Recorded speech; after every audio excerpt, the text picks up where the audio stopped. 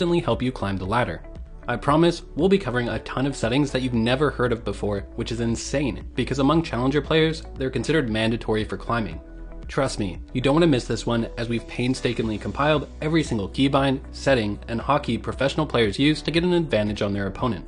Alright, let's start with one that I can guarantee you weren't aware of. You can actually bind items so they will always be in a specific location in your inventory. That means no more smashing your keyboard, trying to get your Zhonya's to work, only to realize it's in the wrong inventory slot. So this is how you do it. In your League client, go to Collection, then Items. At the bottom, choose a champion you want to create an item set for. Make sure you have Summoner's Rift as the map selected, and hit the Create button. From here, you can set up what items will be recommended to you in the shop when you're in-game. This feature alone is fantastic at speeding up your ability to get back onto the map by opening the shop and buying the items you need, and something we highly recommend you use. Now, when you're creating item sets, all you have to do is hover your mouse over one of the items, and you'll see 6 small boxes appear over it. Click on it, and the game will ask you for your preferred slot for that item. Now when you're in game, and you purchase that item, it will automatically be assigned to the item slot that you've chosen.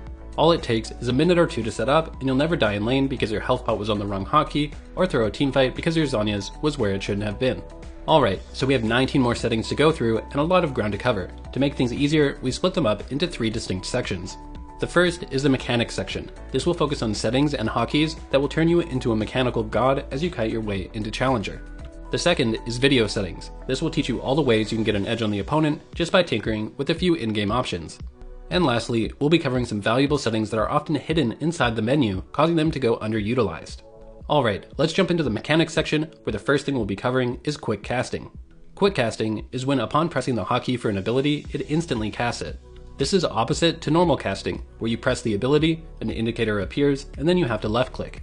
The advantage of quick casting is the response time. By using quick casting, you'll immediately improve your reaction time, being able to dodge better, be more accurate, and land ability combos faster. One of the biggest reasons players don't feel comfortable quick casting is because they lose the ability to see indicators that help them line up their skill shots and see the range of the spell. One solution to this is to enable the setting, replace quick cast with indicator. This is kind of an in-between of true quick casting and normal casting. Now when you press the ability, you'll see an indicator and the spell won't be cast until you release the key. The problem with using this is that you lose some of that super valuable reaction time since the spell won't be cast until you release your key. Compare this to true quick casting, where the spell is casted immediately once the key is pressed. For this reason, we don't recommend using this setting. Instead, there's a different setup the majority of pros use to get around this problem. First, you want to quick cast all your spells so you have the fastest reaction time possible. Then, head into the in-game settings to the hotkeys tab. Here you'll see the ability to bind hotkeys to the normal cast function. Go through and set everything up so it's bound to Shift plus that spell's hotkey. So Shift Q, Shift W, Shift E, and Shift R. So what does this do for you? Well, let's say you get into the game and are playing Ahri. By default, you have everything quick casted so you have super fast reaction times and can combo spells like a pro. That being said, sometimes you're in situations where you want to line up your charm and make sure it hits the opponent. Well, if you press Shift plus E, then it will bring up the indicator for you to do that, letting you left click to cast it as if you're normally casting. There are a ton of different benefits to this. For example, you may want to hit Shift plus Q to bring up the indicator so you can be sure to hit the entire minion wave with it. This way, by default, you have super fast reaction times, but in those unique situations where you need to line up your abilities, you can do so by using the Shift key. This is how the majority of pros use quick cast. Alright, now that you're using your spells like a true challenger, let's fix that ever embarrassing issue of accidentally gold carding a minion as Twisted Fate, stunning a minion as Renekton, or flashing to use your 4th auto as Jhin, only to, you guessed it, hit a minion. There's a setting called Target Champions Only that makes it so that your auto attacks will only target champions. For example, when I'm holding this hotkey down, you can see it's impossible for me to click on minions, click on a tower, or click on a jungle camp. I can only auto attack a champion. This is insanely helpful. Like we mentioned, it makes it so that the key abilities that are tied to auto attacks, such as Twisted Fate's gold card, is now impossible to accidentally misclick. However, it's more than that. Something as simple as trading in lane becomes easier to accomplish. No more auto attacking a minion by accident. You can be certain you're going to hit the enemy champion. The same thing can be said when you're cutting through a minion wave. No more accidentally clicking on a minion, stopping your champion in place, when really you want to be running to escape. Something even cooler than all of that though is how it interacts with jungle camps, allowing you to get into positions you'd otherwise be unable to access without aggroing the camp. This can help set up ganks over walls, or simply facilitate a sneaky escape. To use this hotkey, go into your in-game settings, then hotkeys, then open abilities and summoner spells. Scroll down to the bottom and you'll see Target Champions Only. By default, it's bound to the tilde key, which most players find to be quite difficult to hit, so we'd recommend rebinding it to something more comfortable. I personally have rebound it to the X key. Next, we have the most flashy of all the mechanics, attack moving.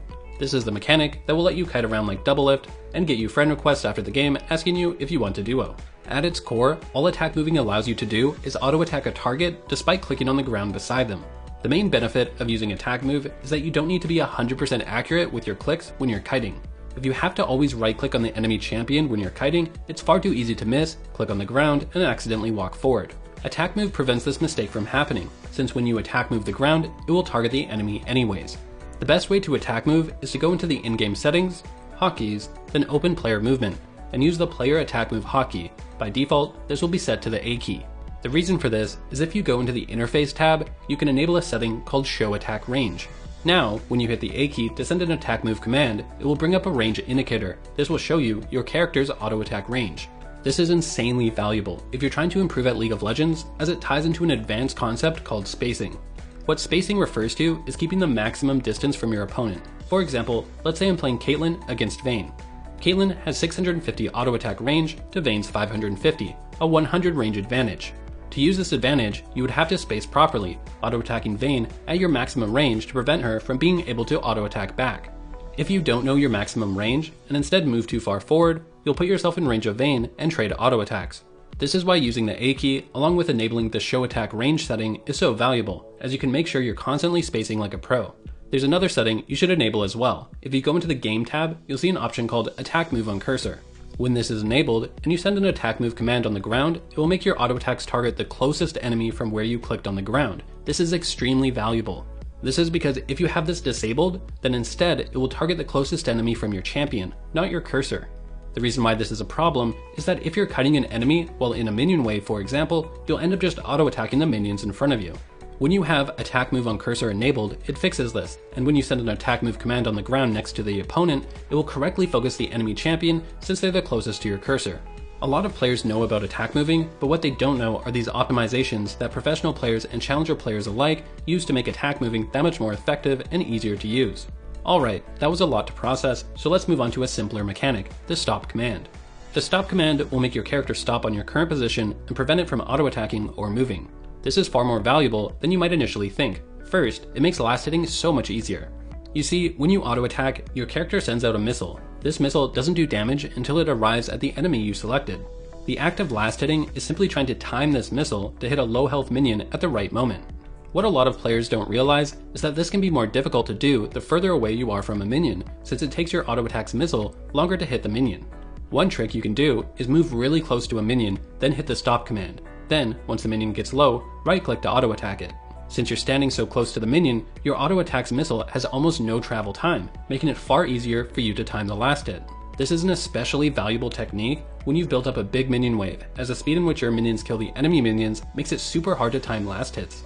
By using the stop command, you can get in close and make last hitting in these scenarios so much easier. Plus, you can do this cool trick, where you spam the stop command and right-click to repeatedly make the start animation of your auto-attack go off. There's absolutely no benefit to it, but it makes an annoying sound and your opponent will wonder what the hell you're doing, which is fun. Now, the stop command by default will be bound to your S key, which is what we'd recommend you keep it as since it's in a very natural position. For our next mechanic, we have the F keys. The F keys make checking your teammates' lanes and getting a read on the map super slick and fast. Normally, you have to manually move your mouse and left click on the map on each one of your teammates to see what's happening. The problem with this method is that it can just be so slow. Instead, when you hit the F keys, it will instantly jump to your teammate, allowing you to cycle through them so much faster. If you go into your settings, under hotkeys, and then camera control, you'll see the F keys bound to select self, select to ally 1, all the way to ally 4. We recommend rebinding this so that F1 is bound to ally 1, F2 to ally 2, and so on. This is because by default, F1 is bound to yourself and you already have a hotkey to jump the camera back to yourself, which is spacebar.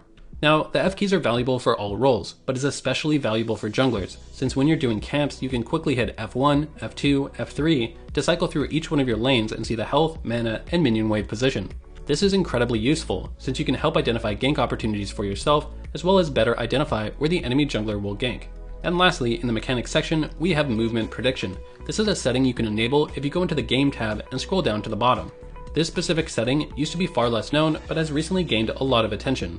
One of the reasons for this is that well-known professional players have the setting enabled, such as SKT, T1 Faker, and G2 Caps. So what is it, and is it something you should also enable? Well, what this setting does is make it seem like you have zero ping. Everything will suddenly seem far more responsive, your movement commands, your ability casts, etc. However, it will only seem that way to you. You see, the enemy opponent won't actually notice any difference in your movements or ability casts. So what this actually does is cause a desync from what you're seeing and what's actually happening on the server. For this reason, there isn't any tangible competitive advantage to enabling this. Instead, it completely comes down to player preference and whether you like the feeling of zero ping, despite it not being an accurate representation of what your character is actually doing on the server. Some of you may be wondering then, well then why do some of the pros enable this? Well, like we said, it's mainly because they just like the feeling of it. But one other thing to keep in mind is that when these pros play professional matches, they're playing them on LAN, where they have zero ping. So for them, there's a tangible benefit to enabling this setting when they play in solo queue, since the champions they're controlling will feel the same as when they're on stage with zero ping.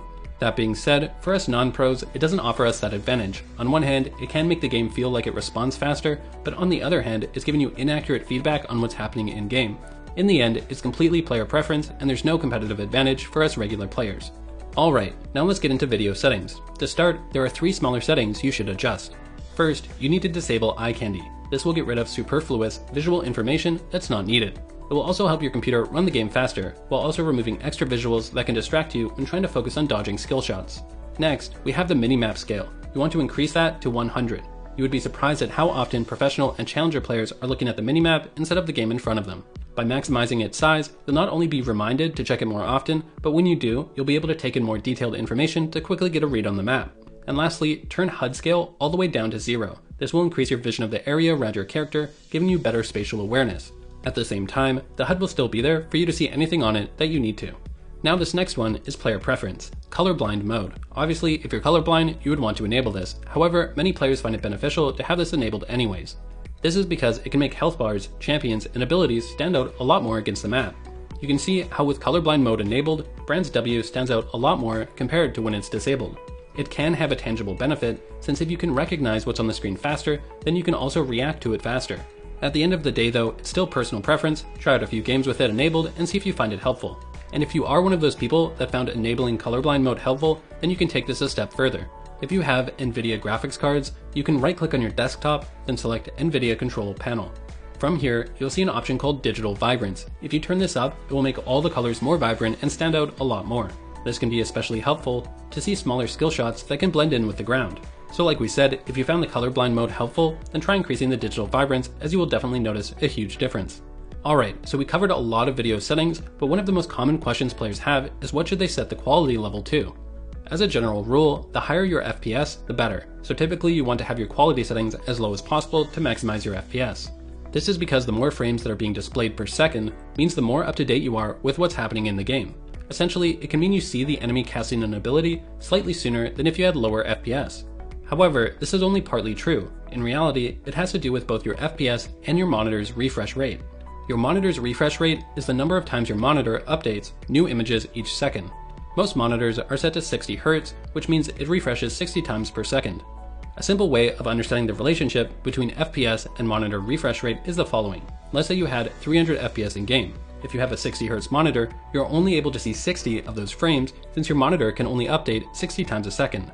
The same problem exists in the opposite scenario. If you had 60 FPS in game, but a 144 Hz monitor, even though your monitor updates 144 times a second, you're only getting 60 frames a second in game. Essentially, both your FPS and your monitor's refresh rate can limit you. You want both as high as possible, so you're being updated with information in-game as fast as possible and thereby increasing your reaction times. So lower your settings to maximize your FPS, but also consider investing in a monitor with a higher refresh rate to take advantage of your higher frames per second. And as silly as this sounds, a lot of players actually have monitors with a higher refresh rate, but haven't enabled them as the higher refresh rate isn't enabled by default. To check your monitor's refresh rate and make sure you're at the highest setting possible, right-click on your desktop and select Display Settings. Then scroll down and select Advanced Display Settings, and then select Display Adapter Properties for Display 1. This will bring up a new window, click the Monitors tab, and here you'll see your monitor's refresh rate. Click the drop-down and select the highest refresh rate available for your monitor. Okay, so now you've optimized your video settings. One thing a lot of players don't do though is optimize their sound settings. The thing is, many studies have been done to prove that your auditory reaction time is actually faster than your visual reaction time. And in League of Legends, we actually use a lot of auditory cues for things such as when an enemy is casting an ability. For this reason, we'd recommend that you get rid of all unnecessary sounds that only serve to create distractions. This means muting the music volume, the voice volume, and the ambience volume. This way, you can clearly distinguish when an enemy is casting a spell and increase your speed to react to it. Next, we have a couple of easy settings to enable that will give you an immediate advantage. First is Champion Highlight on Camera Center. This will make it so that when you hit your spacebar to center the camera on your champion, that it highlights your champion. This is super useful, as it can be easy to lose track of your champion in teamfights, and with this enabled, you simply have to hit your spacebar and be immediately refocused on yourself. This can be found in the Interface tab under Notifications. Second is Show Spell Cost. This is found in the same place, just slightly below. This will make it so that the cost of your spells are displayed on top of them in your casting bar. This is great, as you can use this to do quick math and evaluate whether you have enough mana to land a kill. This helps avoid you awkwardly flashing in for a kill only to realize you ran out of mana in the middle of your combo. Third is the Area is Warded ping. By default, this isn't bound to anything, so you'll need to choose what's most comfortable for you. This will allow you to ping areas of the map the enemy has warded, letting your teammates know where to clear vision or areas to avoid. In addition to this, you want to enable Show Timestamps. This will put a timestamp at the beginning of everything in the in-game chat. This is super useful. For example, if you see an enemy use their flash, you can hit tab and ping their flash. Then later on, once you've recalled or in a position where you have extra time on your hands, you can check the chat and see what time the flash was pinged. Since flash is a 5-minute cooldown, you can then type in chat when that enemy's flash will be back off cooldown. And speaking of the chat, here are two commands all players should have memorized. The first is /mute all. This will mute all messages from your teammates and the enemy. And the second is /full mute all, which will mute messages, pings, and emotes from your teammates as well as the enemy. These can be very useful if you're someone who gets tilted by teammates blaming them or has a tendency to argue with them. In fact, you can even take this a step further. You should disable all chat, as there's no competitive advantage to seeing the enemy's chat and can only serve to tilt you or throw you off your game from the enemy trash talk. Additionally, Riot has recently added the option to disable team chat as well. If you find that the mute commands we mentioned don't prevent you from being tilted by your teammates or arguing with them, then consider enabling this so you don't even have to think about it. Alright, that's going to do it for this guide. Which setting or hotkey do you think is the most useful out of the ones we've listed? Let us know in the comment section below, as well as any questions you might have. We put a lot of extra effort into this